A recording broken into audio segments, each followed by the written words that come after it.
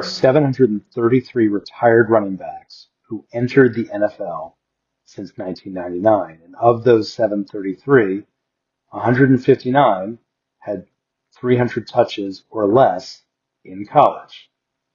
53 of them were undrafted free agents. And then it goes down the line from seventh round up to first round in terms of declining numbers. 35 of them were seventh round picks. 25 were sixth rounders, 18 fifth rounders, 17 fourth rounders, 7 third rounders, 4 second rounders, and no first rounders.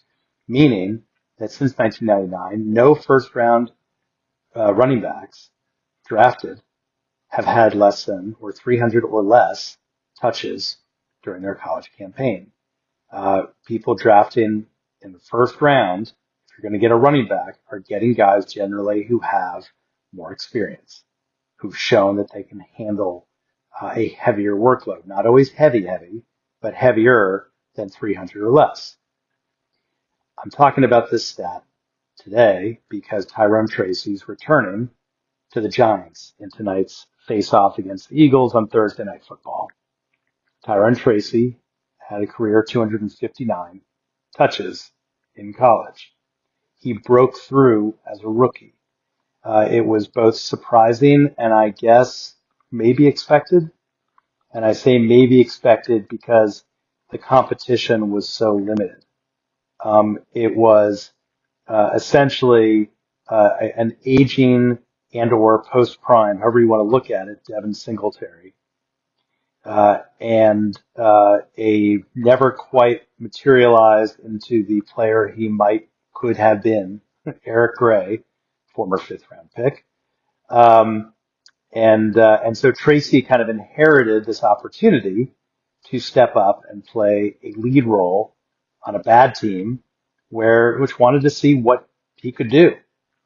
And they were probably pretty impressed with what he did. I mean, objectively, he did very well. Caught 38 passes, averaged 4.4 yards per carry. You can't ask for much more than that on 200 plus touches. And yet they went out and got Cam Skattebo in the draft this past year because they probably didn't want Tracy to be the sole back in that running back core for good reason. Well, if they're looking at these numbers for good reason, they probably have other good reasons. But the reasons are pretty jarring from where I'm sitting. Where I'm sitting, of the 18 fifth round running backs who've had 300 or fewer touches during their college campaign since 1999, they've averaged for their career 97 fantasy points. 97.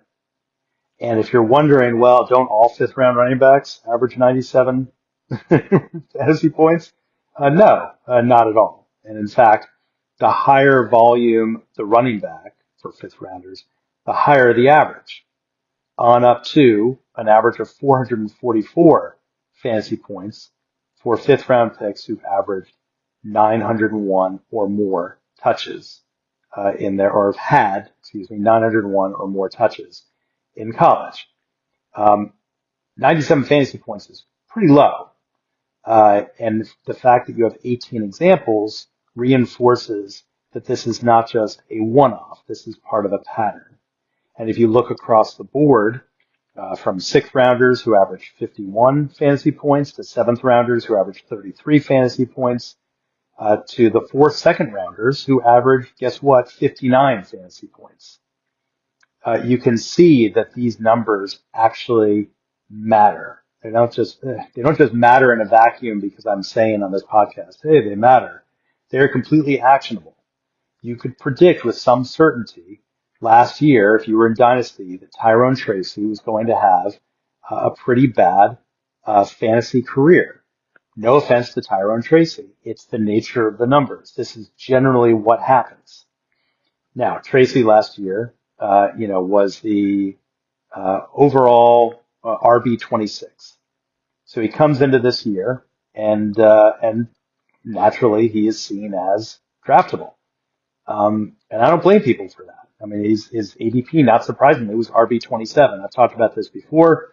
ADPs are generally pretty lazy, And I don't mean to make that sound harsh. It's just they tend to be whatever it is that the players did last year, plus or minus a few spots, barring some dramatic age push. If you're 30, 31 as a running back, maybe there's a bigger drop.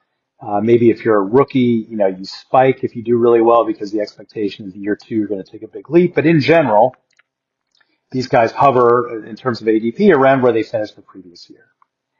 And looking at these numbers, it's pretty clear why Tyrone Tracy didn't have much of a chance to be anything close to the RB27 this year. That also might not be fair. Tracy might be an outlier. But I don't make predictions based on outliers. I make them based on what are the trends. And the trends show that Tyrone Tracy already has 182 fantasy points to his name. And that's just last year. This year he's got whatever, 10, 20, 30 more. I don't know exactly how many, roughly that. And so he is already well beyond where fifth rounders normally are, to put it mildly. So the concern now, if you have Tracy, is do you sell high? And if you listen to me, you say, well, the numbers don't lie, then maybe you do sell high. You know what? Tracy might have a few good games. And if that happens, so be it.